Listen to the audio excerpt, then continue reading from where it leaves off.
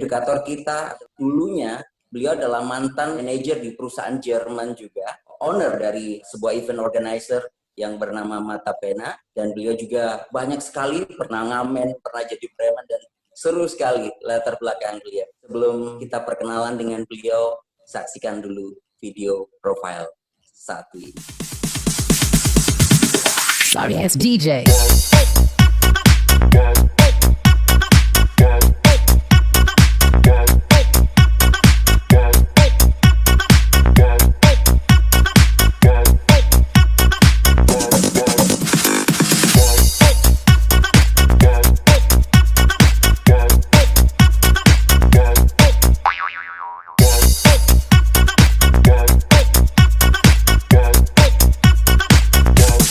You can get some.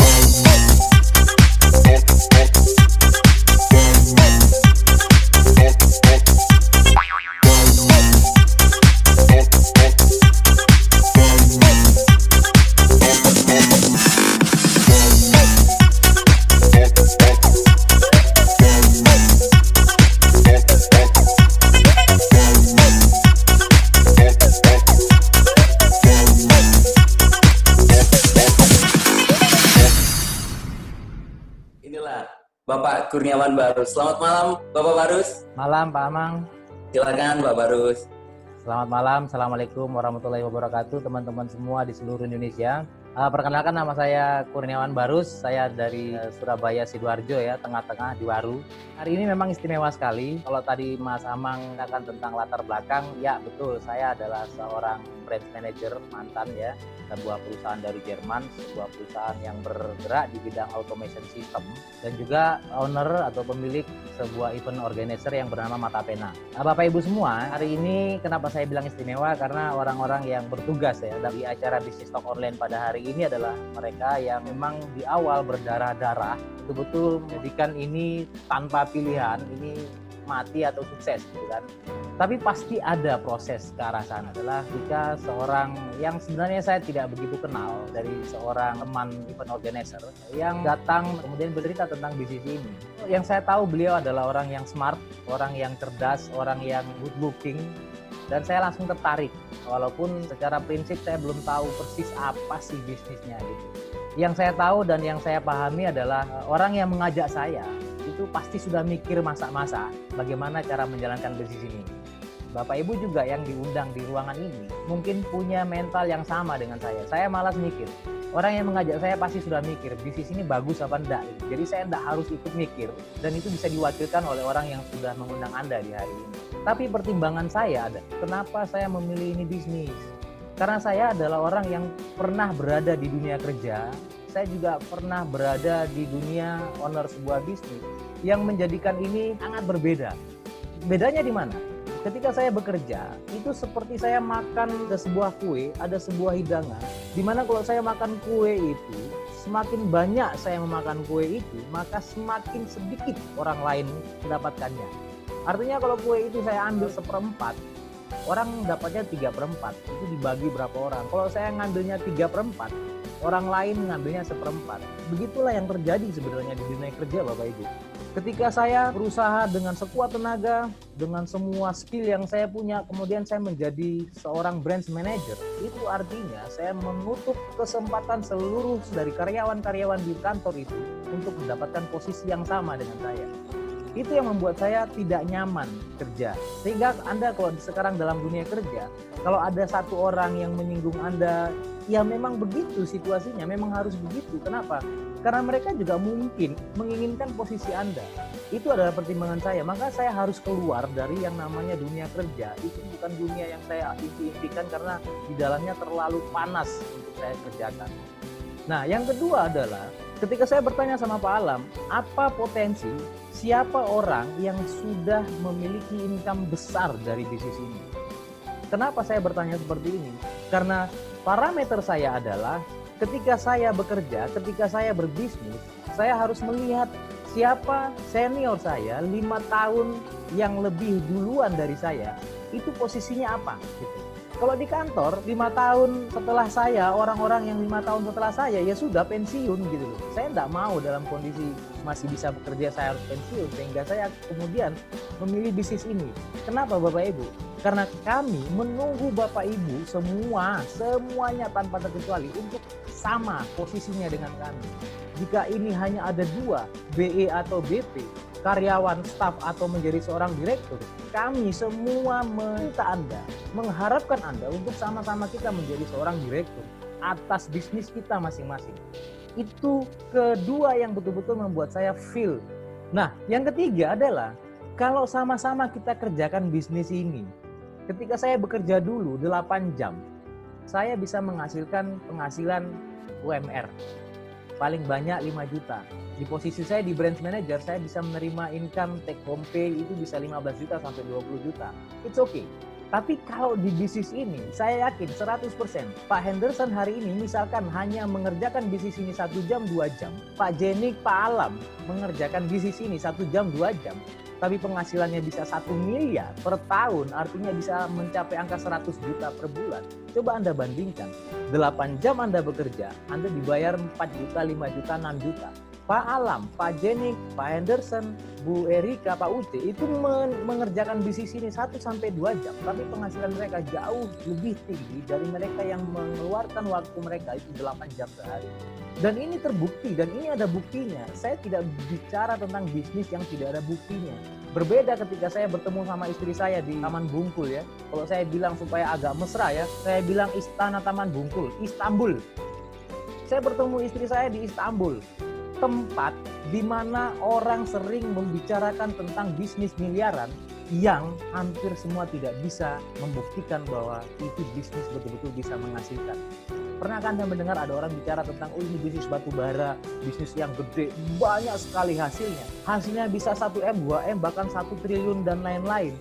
Tapi ternyata kopi aja itu nitip Pak.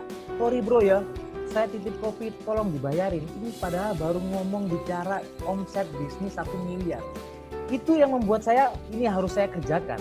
Tapi 6 tahun yang lalu itu ada masalah Bapak Ibu. Masalah apa? Kami ini masih bekerja manual. Di awal-awal sebelum kami tahu namanya New Univision ini, kami bekerja itu seperti petani. Tanam sini, tanam sini, tanam satu. Yang kami harapkan adalah kami menanam sebanyak-banyaknya. Mungkin yang utara yang tumbuh, mungkin yang selatan yang tumbuh, mungkin yang barat yang tumbuh. Mungkin dari semuanya hanya 1 yang tumbuh. Kami lakukan itu selama hampir 2 tahun ketika New Univision ini kemudian berdiri. Akhirnya kami tidak lagi seperti nelayan yang mancing. Kami adalah jala yang memancing dengan jaring. Bisnis Talk Online adalah jaring yang bisa memilih Anda memang ditakdirkan untuk menjadi tim kita sama-sama untuk merubah hidup kita di sini. Nah, Bapak Ibu semua, awal Univision berdiri, kenapa saya bilang berdarah-darah? Karena kami masih mencari apa formula yang paling tepat, apa formula yang paling pas, sehingga bisnis ini itu sudah sesuai dengan apa yang diharapkan Allianz. Karena Allianz merubah konsep bisnis agency system ke bisnis system, maka kita harus berubah cara pandang melihat bisnis asuransi ini bukan lagi seperti yang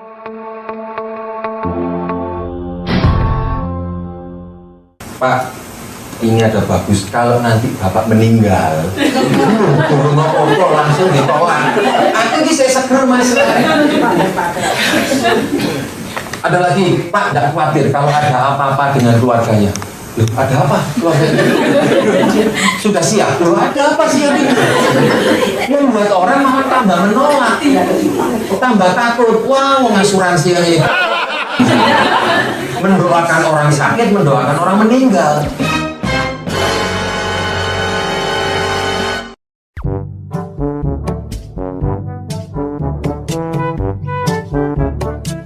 Seorang profesional financial consultant harus menciptakan nasabah dengan cara begini Bapak Ibu. Selamat datang Bapak Ibu, saya dari Allianz, saya mau minta waktu 5 menit, kita mau sosialisasi bla bla bla bla. Ya, it's good, it's worth to try, itu boleh dilakukan.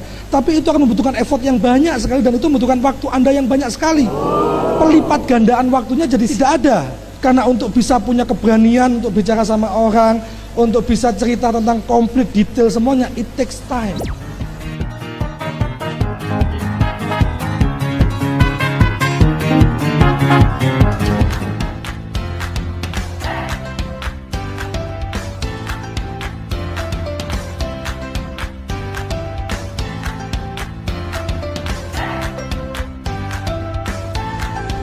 Ketika Anda berusaha menjalankan bisnis dengan kekuatan Anda tidak punya faktor kali, maksud saya teman-teman.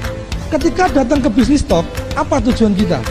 Membangun bisnis, mensponsor orang, rekrut orang, masuk. Saya datang ke bisnis talk, saya ngotot harus ada bisnis talk dan harus rutin tiap Jumat, harus ada tiap minggu. Kenapa? Karena saya mau bekerja dengan sistem. Saya tidak bawa prospek, saya datang. Saya bawa prospek, saya datang. 3 kali bisnis talk berturut-turut saya nggak dapat prospek, saya tetap datang. Tujuannya sederhana, agar organisasi saya melihat bahwa saya selalu datang di bisnis talk. Oh, cara membangun bisnisnya harus datang bisnis talk. Selesai. Ketika organisasi saya menggunakan bisnis talk untuk membangun bisnisnya, tugas saya clear. Tadi, tapi sudah menjadi sebuah bisnis yang menyenangkan. Sebuah bisnis yang sekali jaring itu bisa menghasilkan banyak sekali hasil. Hasil mulai ada, mulai peningkatan income dari kondisi bangkrut, tidak punya income, bahkan punya hutang 1,2 kalau saya hitung dengan aset yang akhirnya ikut hilang. Hampir 2M, tapi dari bisnis ini 2019 semua hutang saya alhamdulillah dikabulkan sama Yang Maha Kuasa untuk selesai. Bapak Ibu, jika saya berpikir bahwa utang 1,2 atau 2M ini bisa saya bayar dengan cara saya bekerja di kantor, maka saya bisa bekerja seumur hidup, utang saya mungkin belum bisa terbayar. Nah, apa yang saya lakukan setelah adanya Univision? Yang saya lakukan setelah adanya Univision hanya beberapa hal. Yang pertama adalah kalau saya berdoa setiap hari kepada Allah, kepada Tuhan Yang Maha Esa, sebenarnya itu yang namanya doa saya itu semuanya dikabulkan, Bapak Ibu. Semuanya dikabulkan. Hanya saja wadah yang saya siapkan untuk mendapatkan berkah dari Tuhan itu yang belum ada. Mungkin hanya segelas air yang saya siapkan. Padahal rezeki itu bisa segentong. Maka saya harus membesarkan wadah rezeki saya. Dengan apa? Dengan ikhtiar, dengan belajar. Saya siap belajar. Saya cari Pak Alam dimanapun Pak Alam berada. Saya minta ilmunya. Saya curi diam-diam. Ya, curi diam-diam ini kalau Pak Alam malah seneng gitu loh. Daripada diajarin langsung kan mendingan dicuri diam-diam. Bagaimana cara mencuri diam-diam ilmunya Pak Alam? Gampang. Ada Univision Go. Di situ ilmunya Pak Alam saya curi. Pak Alam tidak tahu kalau saya sedang mendengarkan e-pro-nya. Pak Alam tidak tahu, Pak Jenik tidak tahu kalau saya sekarang sedang mendengarkan YouTube-nya. Mereka tidak tahu, tapi saya mendapatkan hasil, mendapatkan ilmu baru, dapat skill baru dari sesuatu yang sudah dikerjakan sama Pak Alam. Mungkin 2, 3, 4, 5 tahun yang lalu. Nah, Anda yang masih baru di bisnis ini, pelajari semuanya yang ada di bisnis ini. Itu hanya lewat alat bantu yang memang sudah kita siapkan, Bapak Ibu. Untuk menyerap semua ilmu dari semua mentor kita, dari semua upline kita, dari semua senior kita. Pertanyaannya adalah apakah Anda siap belajar? Kalau memang Anda siap belajar, hal ini bukan menjadi hal yang mustahil lagi. Semuanya bisa terjadi. Nah, karena kalau tadi Pak Andrianto bicara tentang bagaimana cara menjadi MDIT, maka menjadi MDIT itu sebenarnya hanya bagian atau hanya hasil akhir dari proses yang Anda lakukan hari ini. Contoh, jika Anda mau menjadi MDIT, apakah harganya sama ketika Anda ingin menjadi BP? Seperti Anda beli mobil Mercy sama mobil City Car yang lain misalkan. Harganya beda, DP-nya beda, cicilannya beda. Kalau Anda mau menjadi seorang MDIT, maka Anda harus melakukan apa saja yang dilakukan oleh MDIT itu. Kalau Anda mau jadi BP, ya Anda tinggal melakukan apa saja yang dilakukan oleh BP. Ini cuma sebatas bisnis yang ada contohnya, Anda mau ikut apa tidak. Kesalahan kita saat ini adalah kita berada pada state mental yang merasa bahwa diri kita ini itu bisa lebih di atas orang lain. Ini yang bisa membuat kita fail, kita gagal di bisnis ini. Kemudian ketika kita mau menjadi MDIT, pertanyaan yang paling simple itu adalah Anda bayar harganya, kemudian Anda lakukan apa yang harus dibuat jadi MDIT. Terus bagaimana caranya, Pak? Caranya itu sangat simple, sangat mudah. Kalau hari ini Anda punya 60 cabang franchise yang masing-masing per bulannya punya 1 juta omset.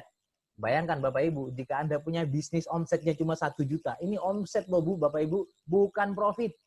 60 cabang Anda punya omset 1 juta, maka 1 tahun ke depan Anda sudah bisa menghasilkan penghasilan 1 miliar. Artinya, kalau ada contohnya, ada jalannya, ada mapnya, ada startup-nya, ya ini semuanya kembali kepada Anda.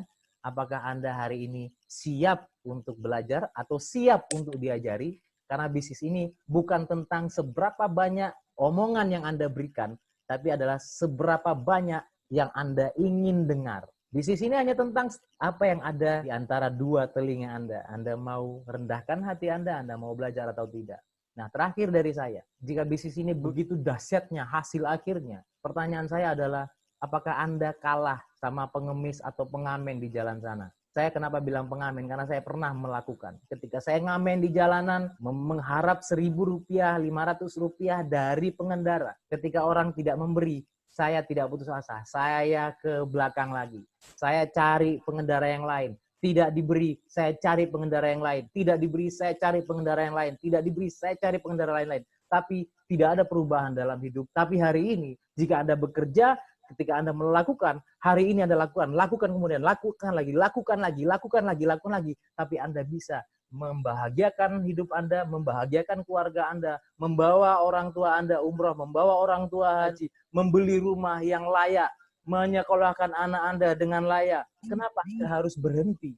So teman-teman, kalau saya berterima kasih kepada orang yang mengajak saya di bisnis ini, cara saya berterima kasih kepada Pak Alam dan Pak Jenik adalah saya harus jadi orang terbesar, saya harus jadi tim terkuat dari Pak Alam dan Pak Jenik, dan saya harus menjadi orang yang mampu paling banyak membantu orang lain berhasil dan menikmati hasil dari bisnis ini.